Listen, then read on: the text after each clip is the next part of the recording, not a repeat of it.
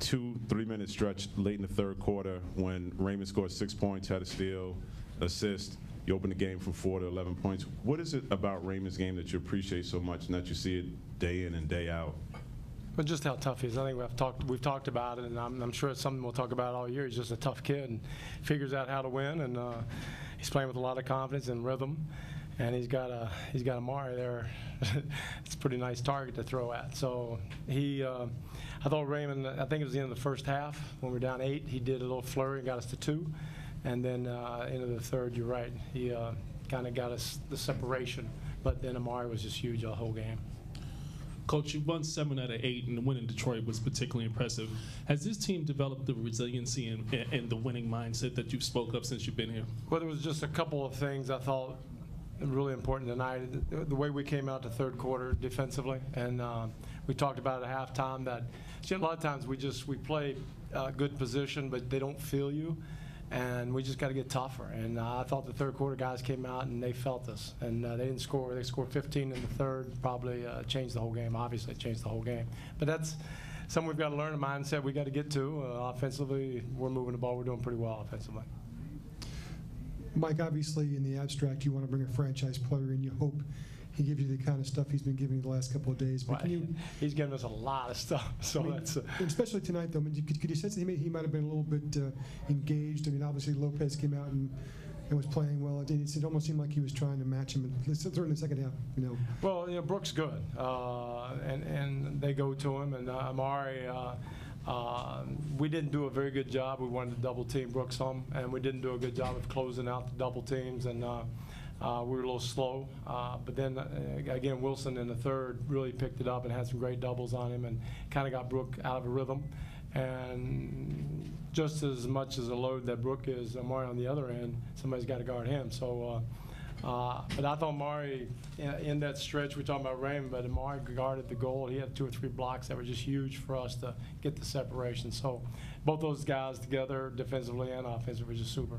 Was that your intent in the second half when you said you wanted them to feel you more, to make Lopez in particular feel you more, and let somebody else beat him? The first half we were letting them split us, and Will wasn't closing down well enough, and he adjusted that, and the rest of the guys got into it. There's one thing about being in front of a guy, he just raises up and shoots, and there's another thing about making him hurry or contesting the shot or not letting him take it at all. So I thought the rest of them did a better job of guarding with more moxie, and tonight we just got to keep that fit. We got to, that's how you got to play. Coach, as strong as your starters were tonight, your bench didn't give you much out there, and you started the fourth quarter, and you seemed like you pulled some guys pretty quick. Can you talk about your bench play tonight? Well, you know, I'm pretty tight right now. You better play or you're coming out. I mean, I don't have a lot of patience. You know, this is New York, baby. You know, you guys don't have patience with me. I don't have patience with them. That's just the way life's going to be. But I think they know once they get in, they got to turn it on. If you don't, you come out. And we got plenty of guys, and we'll get Turioff back. And right now, Timmy's going through an adjustment period. He went three months where he never dropped the ball, and now he's gone 2 weeks where he can't catch one. So I think he's just going too fast, and he'll settle down. We'll get him. And again, once we get into a nice rhythm, we get some confidence in guys, and the bench will be fine. Mike, in terms of Ray Felton's effectiveness on the pick and roll tonight, what do you think when people say, hey, Ray Felton's no Steve Nash the way he's been operating with Amari Stoudemire? Well, you know, again, I'm not going to ever compare the two because that's not fair to either one of them. They have different games, but both of them are terrific leaders and winners. And again, we'll see where we can go. You know, we know what Steve has done, MVP 2 years, so you're not going to touch that. But Raymond has his own way to win a game, and you know, I'll just kind of leave it at that because you know, Amari's a big part of that pick and roll, and it's a big target.